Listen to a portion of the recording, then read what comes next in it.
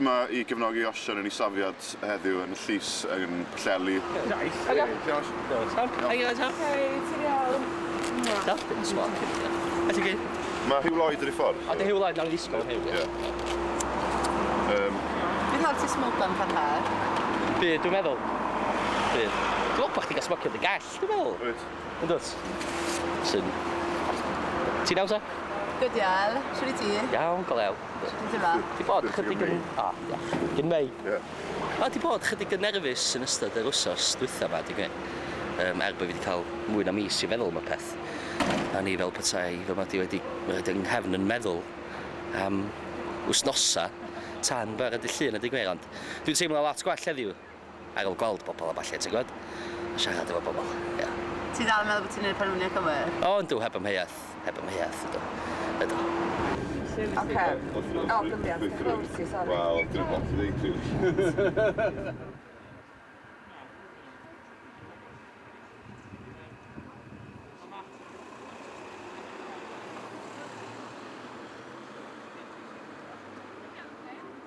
Sut ti'n teimlo?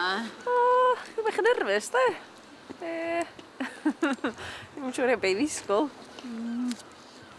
So fel rhywun sydd wedi bod yn Carchar gwenno, sut ti'n teimlo? Wel, fi eitha nerfus dros dy fe, achos mae fi'n mewn I sefyllfa holl gwahanol I fi. Mae fi'n mewn at dynion a yn Lerpwl.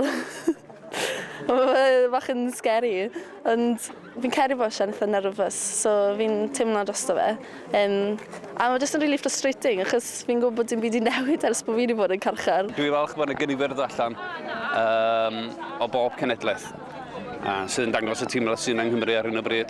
Yn dangos hefyd i'n llywodraeth ni bod ni o ddifri yn ymwneud â beth ni'n neud. Ddim ma'n chwarae bach, mae rhywun yn cymryd ffasiwn gam a wynebu colli rhyddid a threulio mis mewn rhyw garchar diarth a bell o gartre. Dwi'n siŵr bod Osian Dren yn poeni dipyn o bryn hyn.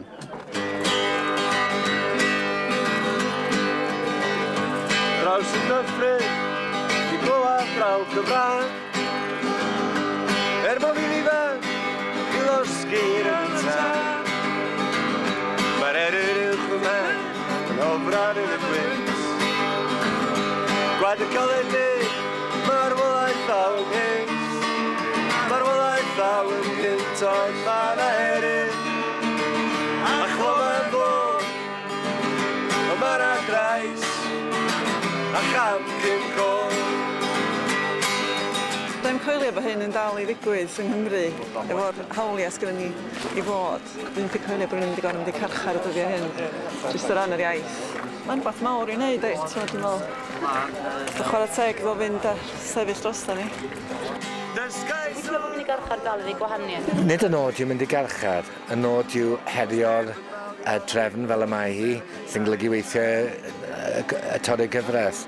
Na, os ni'n cael yn carcharu o ganlyniad, penderfyniad ar dodau hynny, nid mynd I garchar yw'r nod, parodrwydd I fynd I garchar yw'r nod.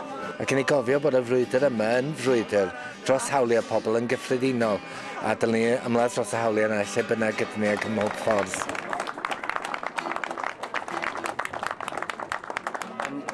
Dwi'n gwynebu mis o garchar gan Llys yn Adon Pwllheli yma heddiw yma.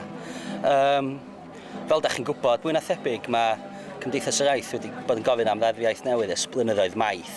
Da ni'n teimlo bod ddeddfiaeth 93 yn hollol annigonol.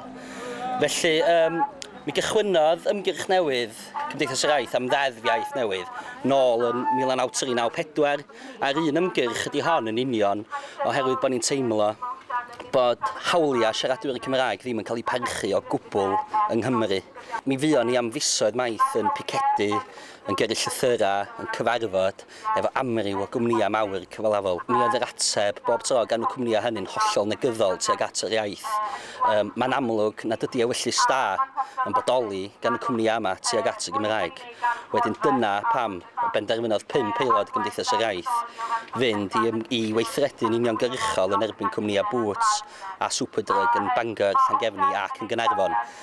Mi beintio ni sloganau yn gofyn ble mae'r Gymraeg ar y siopa'r ddau gwmni yn y 3 lleoliad yna. Mi nes I dderbyn dirwy am y weithred honno gan Llys Ynadon Pwllheli nôl yn mis Awst llynedd o 1120 o bunna. Yn hollol gywilyddus, mae 80% o'r dirwy yn iawndal i'r cwmnïau hynny. Dyna pam felly bod fi wedi penderfynu peidio talu'r dirwy yma, a dyna pam fy mod i'n gwynebu mis o garchar. Chy'n bach yn nerfus, de? Ie. Wan, di'r awr, de? Sut mor wedi bod? Iawn, bach yn... Dwi'n trio peidio dangos bod fi chdi bach yn upset, neu fydd o'n upset neu fydd, so... Mae'n bwysig ti'n meddwl o fe? Wyt ti'n meddwl bod yn gwneud y peth cywir? No, dwi'n falch iawn ohono fe. Rhaid chdi jyst gwneud beth iawn wneud. O'n i bai mae pobl yn dangos bod nhw'n mynd i hawliau. Sa'n byd yn mynd i newid nag oes? Mae'r delwedd yn gweilu'r cryf. Pethau drwg, pethau cas, pethau uffernol o gras. Pethau drwg, pethau cas, pethau uffernol o gras. Pethau drwg, pethau cas, pethau uffernol o gras. Tydio ma'n fysan i gweld y byd ma chwyddi fan y fysio llenwi fy llygyd i lenwi fy ment. I rwyso fy ngheg rhag dweud. Llenwi fy llygyd i lenwi fy mhen. I rwyso fy ngheg rhag dweud. Amen.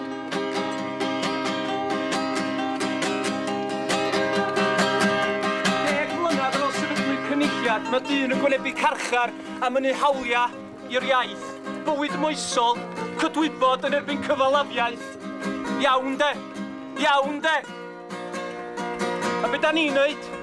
Sefyll yn ôl, anwybyddu a dwmsio, unwaith eto. Isio llenwi fy llygyd i lenwi fy mhen. I rwystro fy ngheg rhag dweud. Isio llenwi fy llygyd i lenwi fy mhen. I rwystro fy ngheg rhag dweud. Amen.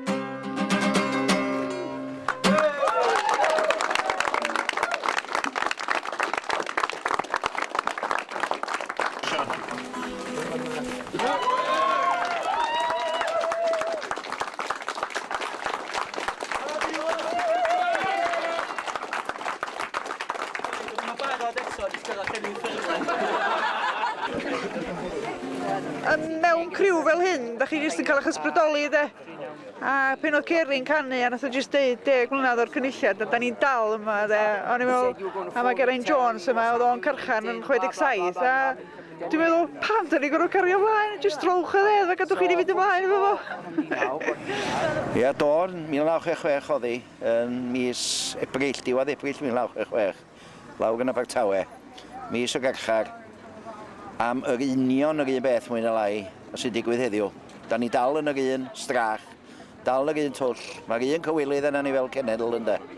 A dwi'n teimlo'n falch bod na bobl yn dal o hyd yn fodlon i aberthu fel hyn ac i fynd i Garchar dros yr iaith Gymraeg.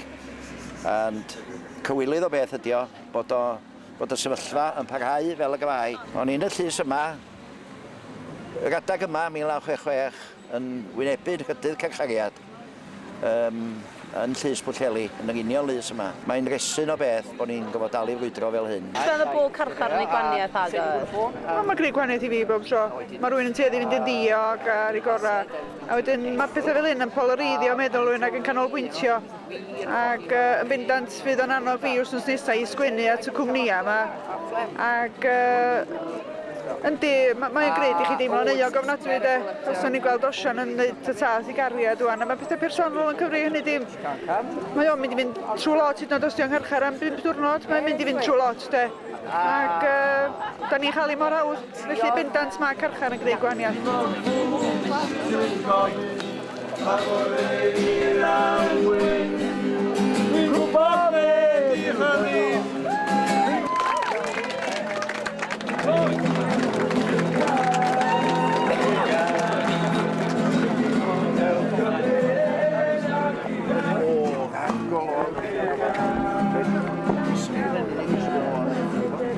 Os ys yn sôn pam ti'n fformio yma heddi? Wel, nath Osian ofyn i fi yn bersonol i ddod yma i gadw pawb yn gynas yn y glaw tachwedd oer yma. Ond hefyd, jyst i gefnogi'r achos am rhywbeth mor sylfaenol a deddf iaith yn y sector breifat yn enwedig. Mae'r cwmnïau yma jyst yn gallu sefydlu hynna'n yma heb unrhyw fath o ganllaw i ddilyn yn ieithyddol. A wedyn, mae yna fwy o bres yn cael ei wario ar mynd â osian i garchar. Yna sy'n o faint o ffein. Mae'n gorau dalu, mae'r peth jyst yn hurt bost yn dweud, mae'n warthus yn dweud. Mae'n ddigalon iawn bod ni'n dal i ar wneud yr un pethau blwyddyn ar ôl blwyddyn a bod rhywun arall yn mynd i'r carchar rwan. Ni'n meddwl bod ni wedi gwneud hyn i gyd yn y 70au a'r 80au a bod pethau mynd i wella yn mae'n rhyw frwydr sydd jyst yn mynd ymlaen a ymlaen ac mae pobl fel Osian yn gorau talu'r pris a wedyn dwi jyst yn mynd i ddangos cefnogaeth. Maen nhw wedi adjenio'r achos tan rhywbryd eto. Fel hyn maen nhw o hyd yn de, symud y dyddiad, symud y dyddiad, symud y dyddiad. Mae'r un fath fel maen nhw efo'n hawliau iaith ni tydi, symud pethau, symud pethau. So ddim dal efo nhw o gwbl. Hawliau iaith, hawliau iaith, hawliau iaith, hawliau iaith. Bydd canwyddion mae'r achos wedi ohirio. O'n i'n meddwl am 7 o gloch y bore yma pan o'n i'n dod draw. Beth yw pwynt o gwbl bod ni'n dod? A fi'n teimlo na, achos es i'r carchar 2 blynedd nôl, a fi heb gweld unrhyw newid o gwbl ers y carchar i'r dydd nawr, pryd mae Osian yn gwynebu mis yn y carchar. A mae'r plaid mewn llywodraeth, hwnna'r unig newid sydd bod, ond Alun Fred yn y dyddiau diwetha yn dweud bod y bron popeth bod nhw eisiau yn yr elgor yma. Wel, yn amlwg, ond nhw ddim eisiau lot i gychwyn gyda. Ond nhw ddim lot o sylwedd i beth o'n nhw eisiau. A pwynt yw, gyda'r elgor yma, mae'r cwmnïau yn cael getaway. Does dim byd yn cael ei weid amdanyn nhw. A mae hwn yn ofnadw, achos mae hwn yn fater o ddemocratiaeth. Beth arall mae'r cwmnïau yma yn mynd i cael getaway gyda? Ydyn nhw'n mynd i cael getaway gyda deddfwriaethau am anabledd, deddfwriaethau am hawliau gweithwyr, deddfwriaethau am yr ymgylchedd. Beth arall mae'r cwmnïau yma yn mynd i cael getaway gyda? Fel chi'n gweld, plant yn Africa, ymsych chi'n gweld nhw'n llwgu ar y tyle, ni'n cael ei disensitifio, a dwi'n credu bod ni wedi cael ei disensitifio lot i'r sefyllfa ni ynddi yng Nghymru. Sa'n credu bod ni'n sylweddoli yr anghyfiawnder ni ynddi. O'n i blwyddyn gyda blwyddyn Ewropeaidd blwyddyn diwetha. Amser yn esbonio i nhw beth o'n i'n gwynebu yr anghyfiawnder. O'n nhw wir yn meddwl bod fi'n jocan. Achos amser mae da fi ffôn i yn Saesneg, holl gwefannau yn Saesneg, holl siopau yn Saesneg. O'n nhw wir yn meddwl bod y Gymraeg yn iaith marw. Achos os nag yn cael ei weld, wel mae wedyn ni mae yn iaith marw. Beth i ni moyn? Hawliau iaith! Pryd ni moyn e? No! Hawliau iaith! Hawliau iaith! Hawliau iaith! Hawliau iaith! Hawliau iaith! Hawliau iaith! Hawliau iaith! Hawliau iaith! Hawliau iaith! Hawliau iaith! Osian, Osian, Osian! Oi, oi, oi!